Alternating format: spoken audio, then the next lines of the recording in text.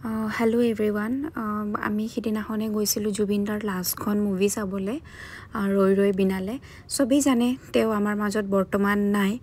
তেখেতৰ লগত যিখিনি ঘটনা হৈ গ'ল সেইটো কাৰণে তেওঁ বৰ্তমান আমাৰ মাজত নাই চ' আশা কৰিছোঁ সকলোৱে যাতে মুভিখন চায় প্লিজ কাৰণ তেওঁৰ এইখন লাষ্ট চিনেমা হয় আৰু তেখেতৰ চিনেমা হওক বা গান আমি কেতিয়াও শুনিব নাপাওঁ নতুন হিচাপে পুৰণাখিনিতো বাৰু আমাৰ মাজত থাকিবই প্লিজ সবে চাব যাব আমি অলপ আগতে ৰৈ ৰৈ বিনালে চাই আহি পালোঁ আৰু বহুত দুখ লাগিলে চিনেমাখন চাই কাৰণ এইখন তেখেতৰ যিহেতু লাষ্ট চিনেমা হয়নে তেখেতৰ গান বা